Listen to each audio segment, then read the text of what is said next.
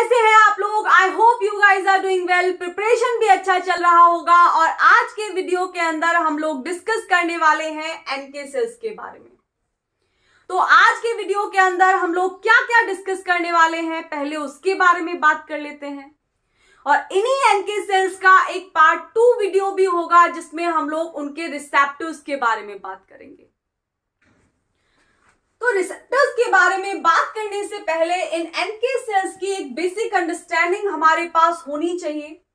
और उस basic understanding के अंदर क्या क्या कि ये जो एनके सेल्स होती हैं ये किस तरीके के पैथोजेंस को होस्ट की बॉडी से एलिमिनेट करती हैं, और इनका जो एलिमिनेट करने का प्रोसीजर होता है, प्रोसेस होता है, वो प्रोसेस कैसे काम करता है।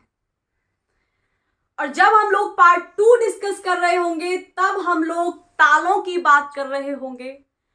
और अब काफी सारा टाइम हो चुका है हम लोगों को साथ जुड़े हुए, तो आप लोगों को इतनी बात तो समझ में आ ही गई होगी कि जहां पर भी मैं तालों की बात करूं मतलब मैं रिसेप्टर्स की बात कर रही हूं।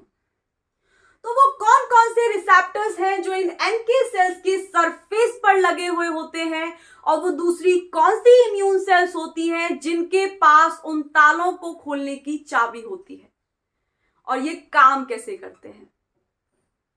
तो बिना टाइम वेस्ट किए स्टार्ट कर लेते हैं पार्ट 1 को एनके सेल्स के। और पहला पॉइंट यही लिखा हुआ है, क्योंकि ये एनके सेल्स अडेप्टिव इम्यूनिटी की सेल्स नहीं होती हैं, ये इन्नेट इम्यूनिटी की सेल्स होती हैं। तो इनके पैथोजन को एलिमिनेट करने का जो प्रोसेस होता है उसमें ना तो एमएससी ग्लाइकोप्रोटीन इन्वॉल्व होता है और ना ही किसी भी तरीके की कोई भी एंटीबॉडी इन्वॉल्व होती है। तो पहली बात तो यही है कि ये जो नेचुरल किलर सेल्स होती हैं ये अडेप्टिव इम्यूनिटी का पार्ट नहीं होती, ये इन्नेट इम्यूनिटी का पार्ट होती हैं। और क्योंकि ये इन्नेट इम्यूनिटी का पार्ट है तो ये अपने पैथोजन को रिमूव करने के प्रोसेस में किसी भी तरीके की एंटीबॉडी या फिर किसी भी तरीके का ग्लाइकोप्रोटीन, चाहे वो एमएससी 1 हो चाहे वो एमएससी 2 हो, उसको इन्वॉल्व नहीं करती है। तो ये तो बात हो गई कि भाई ये किस तरीके की सेल्स होती हैं। अब बात कर लेते हैं कि ये जो एनके सेल्स होती हैं किस तरीके के पैथोजन के खिलाफ होस्ट की बॉडी के अंदर इम्यून रिस्पॉन्स जनरेट करती हैं, या फिर किस तरीके के पैथोजन को होस्ट की बॉडी से अल्टीमेटली एक इम्यून रिस्पॉन्स जनरेट करने के बाद रिमूव कर देती हैं। तो एनके सेल्स यानी ये जो इन्नेट इम्यूनिटी की सेल्स हैं, ये वायरस इन्फेक्टेड सेल्स हुए या फिर कैंसर वाले सेल्स हुए, इन दोनों तरीके के सेल्स के लिए होस्ट की बॉडी के अंदर इम्यून रिस्पॉन्स जनरेट करती है। यानी इनको इन दोनों तरीके की सेल्स को मारने का काम अलॉट किया गया है कि अगर तुमको कहीं ऐसी सेल दिखाई दे जो वायरस इन्फेक्टेड सेल है, या फिर कहीं ऐसी सेल दिखाई दे जो कैंसरस है, जो कैंसर सेल है, तो जाकर के उसको खत्म कर दो। तो इसीलिए ये जो एनके सेल्स होती हैं ये एंटी वायरल और एंटी कैंसरस सेल्स होती हैं। अब किसी भी इम्यून सेल का पैथोजन को खत्म करने का अपना एक स्टाइल होता है, अपना एक तरीका होता है। जैसे हर हीरो का अपना तरीका होता है विलेन की धुलाई करने का, वैसे ही वो तरीका कौन सा है इन एनके सेल्स का, कौन सा प्रोसेस है जिससे ये एनके सेल्स पैथोजन को खत्म कर देती हैं। तो अभी तक की वीडियोस के अंदर क्योंकि हम अडेप्टिव इम्यून रिस्पॉन्स पढ़ रहे थे तो वहां पर हम लोगों ने एक चीज सीखी है, और वो क्या सीखी है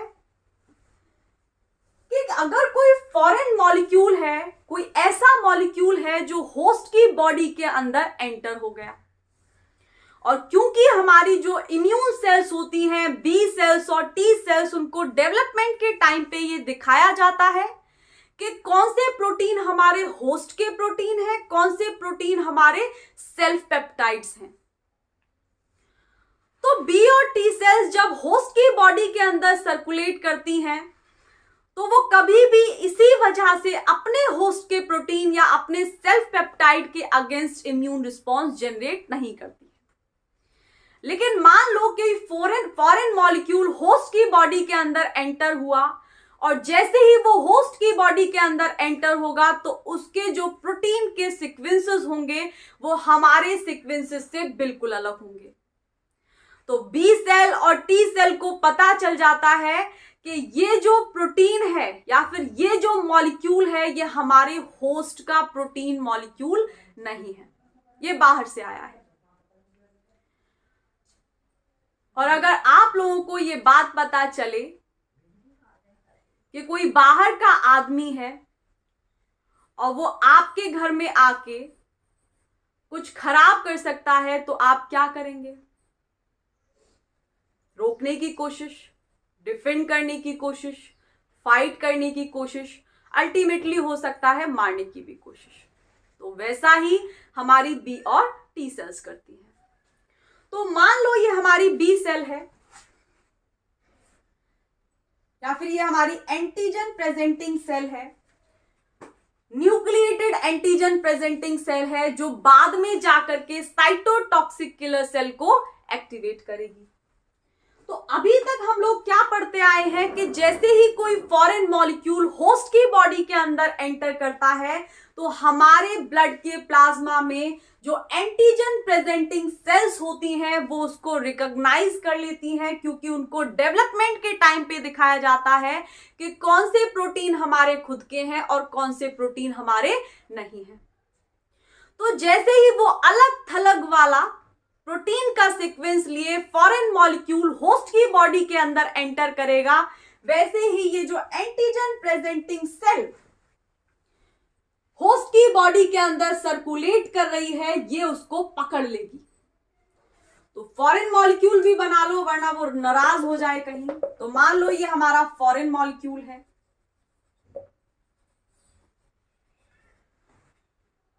तो जैसे ही एंटीजन प्रेजेंटिंग सेल और फॉरेन मॉलिक्यूल का आमना सामना होगा वैसे ही ये जो एंटीजन प्रेजेंटिंग सेल है इस फॉरेन मॉलिक्यूल के प्रोटीन का एंडोसाइटोसिस करा लेगी।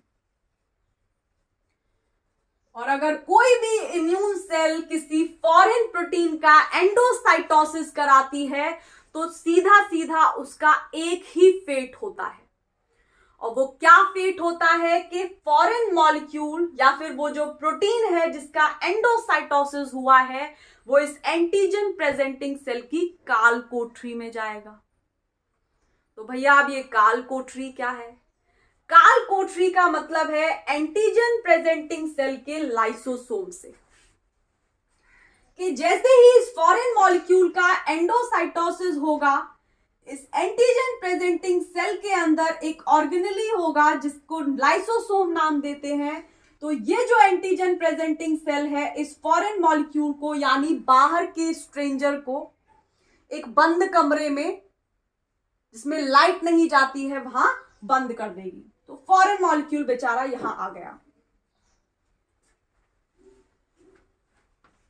और काल कोठरी के अंदर ना तो खाने को कुछ मिलता है, अंधेरा होता है, ऐसा भी हो सकता है कि सांस आनी भी बंद हो जाए। तो वैसा ही हाल इस अच्छे खासे जो प्रोटीन था पैथोजन का उसका भी होने लगता है। और क्यों होता है लाइसोसोम के अंदर? क्योंकि ये जो लाइसोसोम है ये हाइड्रोलिटिक एंजाइम्स इसमें भरे हुए होते हैं, भर भर के हाइड्रोलिटिक एंजाइम इसमें प्रेजेंट होते हैं। तो it is rich in hydrolytic enzymes. कौन कौन से हाइड्रोलिटिक एंजाइम्स? जैसे ग्लाइकोसाइडेज हुआ, जैसे लाइपेज हुआ, जैसे प्रोटीएज हुआ और भी कई सारे। और दूसरी बात ये होती है कि ये जो काल कोठरी है इसका पीएच भी एसिडिक होता है। तो इन दोनों कारणों की वजह से ये अच्छा खासा जो पैथोजन का प्रोटीन था उसका डिग्रेडेशन हो जाता है इस लाइसोसोम के अंदर और वो कई सारी अलग अलग सेट की पेप्टाइड चेन्स, अलग अलग साइज की पेप्टाइड चेन में कन्वर्ट हो जाता है डिग्रेड होने के बाद। कहानी अभी खत्म नहीं हुई है, आगे सुनो आगे क्या होगा। ये बेसिक सी चीज है। हम ये बात जानने की कोशिश कर रहे हैं कि एनके सेल्स का प्रोसीजर किस तरीके से अलग होता है उन सेल्स से जो अडेप्टिव इम्यूनिटी की सेल्स होती हैं। तो क्योंकि जो लोग नए होंगे, वो लोग पीछे के वीडियोस नहीं देखे होंगे, तो उन लोगों की अंडरस्टैंडिंग नहीं बनी होगी, इसलिए हम लोग ये यहां पर डिस्कस कर रहे हैं। तो आगे क्या होगा कि लाइसोसोम के अंदर बहुत सारे अलग अलग सेट के पेप्टाइड चेन्स बन जाएंगे और फिर दूसरा काम ये एंटीजन प्रेजेंटिंग सेल ये करेगी कि ये अपने एंडोप्लाज्मिक रेटिकुलम को सिग्नल देगी, वहां बुलावा भेजेगी, और वहां कौन प्रेजेंट है? MSC1 glycoprotein. MSC1 ग्लाइकोप्रोटीन को एंडोप्लाज्मिक रेटिकुलम में सिग्नल जाएगा कि भाई आ जाओ। एंटीजन प्रेजेंटिंग सेल एक टेक्स्ट करके देगी कि आ जाओ, मैंने कोई बाहर का प्रोटीन पकड़ा है। और जैसे ही उस MSC1 ग्लाइकोप्रोटीन को ये सिग्नल मिलेगा, वो दौड़ करके इस लाइसोसोम में आएगा और यहां जिस भी पेप्टाइड के लिए उसकी एफिनिटी ज्यादा होगी उस पेप्टाइड को उठा लेगा, और उठाने के बाद इस एंटीजन प्रेजेंटिंग सेल के प्लाज्मा मेम्ब्रेन पर जाकर के लग जाएगा। और लगने के बाद क्या करेगा वो आप लोगों को पता ही है, लेकिन फिर भी क्योंकि हम लोग डिस्कस कर रहे हैं तो पूरा डिस्कस कर लो। तो क्या हुआ, ये हमारी एंटीजन प्रेजेंटिंग सेल थी। MSC1 ग्लाइकोप्रोटीन, अगर वीडियो नहीं देखा है MSC1 ग्लाइकोप्रोटीन का डिटेल में, तो just go and check that video, अच्छा समझने में आएगा। ठीक है, उसका स्ट्रक्चर क्या होता है, इंटरेक्शन कौन कौन से रीजन से होता है, ये सारी चीजें आपको वहां पता चलेंगी।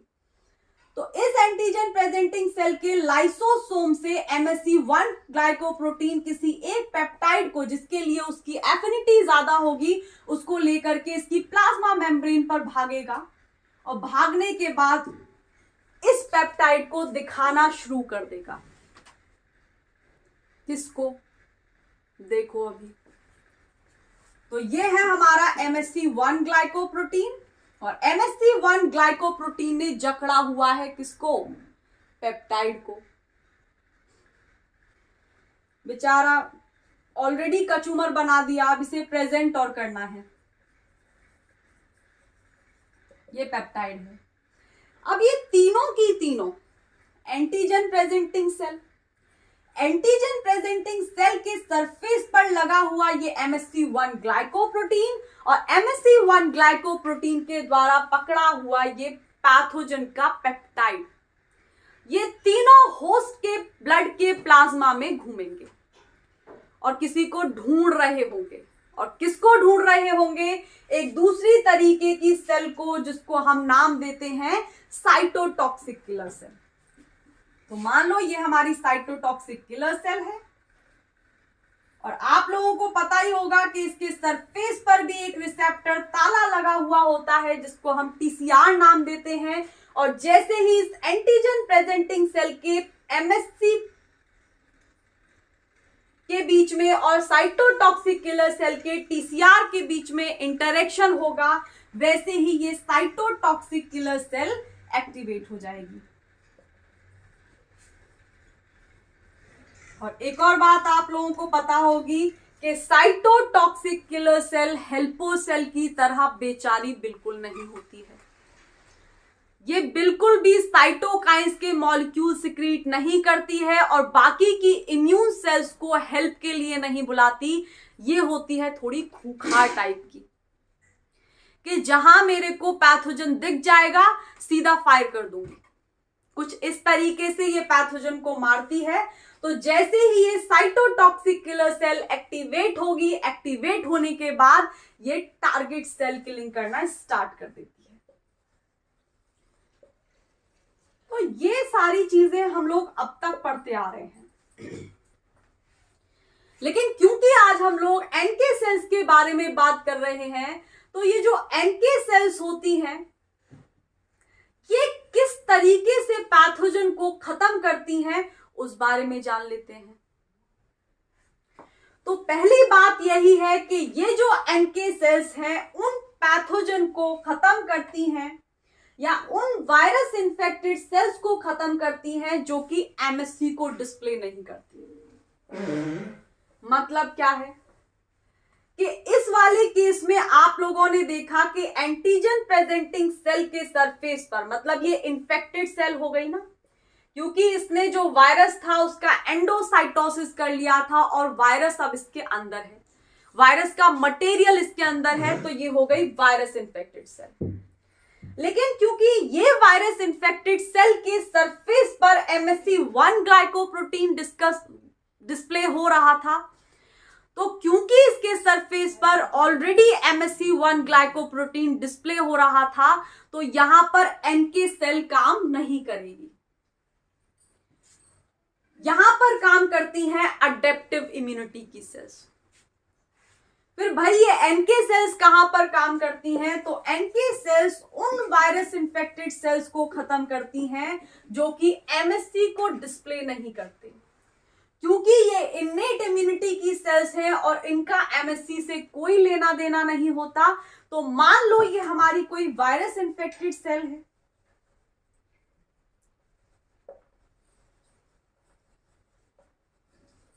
और इस वायरस इन्फेक्टेड सेल के अंदर वायरस तो है, लेकिन ये जो सेल है कोई भी MSC को डिस्प्ले नहीं कर रही है। तो इस तरीके की जो वायरस इन्फेक्टेड सेल होगी, इसको खत्म करने का काम, होस्ट की बॉडी के अंदर लाइसिस कराने का काम NK सेल्स को अलॉट किया गया है। तो इतनी बात समझ में आई कि किस तरीके की वायरस इन्फेक्टेड सेल्स को ये NK सेल्स खत्म करती हैं। तो इसको खत्म करने का काम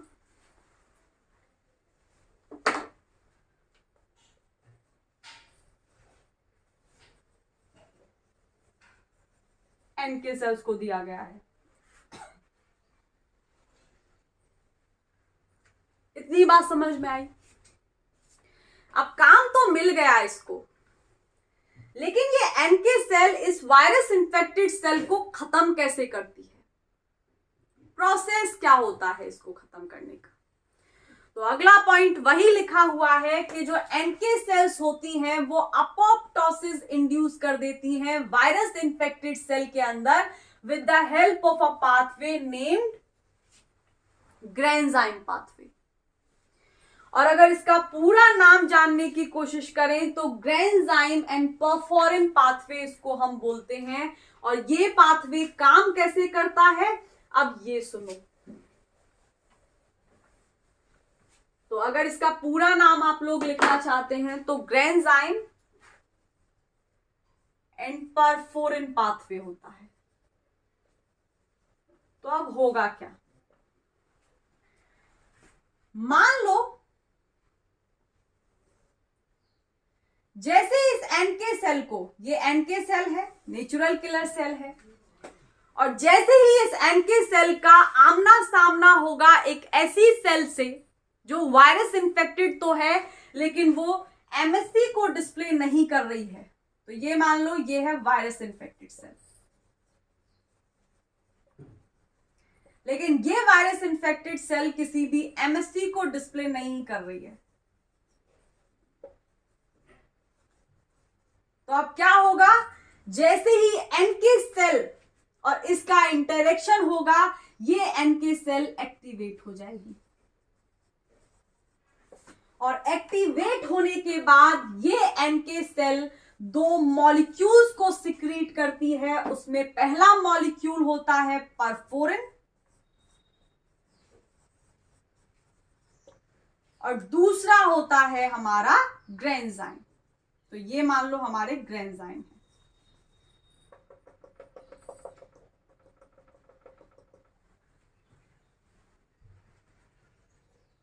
तो जो काम की चीज है जो इस वायरस इन्फेक्टेड सेल के अंदर अपोप्टोसिस कराएगी, उस एंजाइम्स को जगाएगी जो कि अपोप्टोसिस करते हैं। और वो एंजाइम्स कौन से होते हैं? कैस्पेजेस। तो काम तो ये ग्रेन्जाइम करता है, लेकिन परफोरिन का भी रोल होता है। अगर परफोरिन रिलीज ना हो इस NK सेल के द्वारा तो ये ग्रेन्जाइम कुछ नहीं कर सकते। इसलिए यहां पर अगर मोटा मोटा इसको नाम दें तो ग्रेन्जाइम पाथवे बोलते हैं, लेकिन हेल्पर को भी हम क्यों छोड़े, इसलिए पूरा नाम आप लोग लिख लो, ग्रेन्जाइम एंड परफोरिन पाथवे। तो होता क्या है कि ये जो एनके सेल है जैसे ही एक्टिवेट होगी, एक्टिवेट होने के बाद ये दो मॉलिक्यूल्स को रिलीज करती है, पहले परफोरिन और दूसरे ग्रेन्जाइम। तो ये जो परफोरिन होते हैं ये इस वायरस इन्फेक्टेड सेल की प्लाज्मा मेम्ब्रेन पर जाकर के लग जाते हैं, और लगने के बाद इनका एक ही काम होता है कि चैनल बना दो, ताकि उस चैनल की हेल्प से ये जितने भी ग्रेन्जाइम हैं ये इस वायरस इन्फेक्टेड सेल के अंदर एंटर कर जाएं। रास्ता बनाने का काम ये परफोरिन करते हैं, और जैसे ही इस वायरस इन्फेक्टेड सेल के अंदर इस एनके सेल के द्वारा रिलीज हुए ग्रेन्जाइम घुस जाते हैं, वैसे ही ये ग्रेन्जाइम जाकर के एक्टिवेट करना स्टार्ट कर देते हैं एक तरीके के एंजाइम्स को, जिनको हम कैस्पेजेस नाम देते हैं। और ये जो कैस्पेजेस होते हैं, ये कैस्पेजेस हमारे सिस्टीन प्रोटीएज एंजाइम्स होते हैं।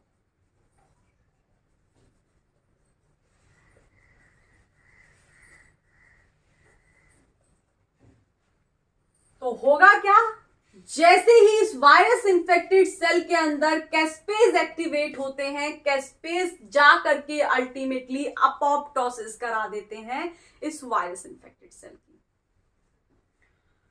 तो इसी तरीके से ये जो एनके सेल हैं ये ग्रेन्जाइम और परफोरिन पाथवे की हेल्प से पैथोजन का खात्मा करती हैं। तो ये हो गई बात हमारी पार्ट 1 की, जिसमें हमने बेसिक चीजें समझी कि ये अडेप्टिव इम्यूनिटी की तरह काम नहीं करती है, इनका पैथोजन को खत्म करने का तरीका अलग होता है।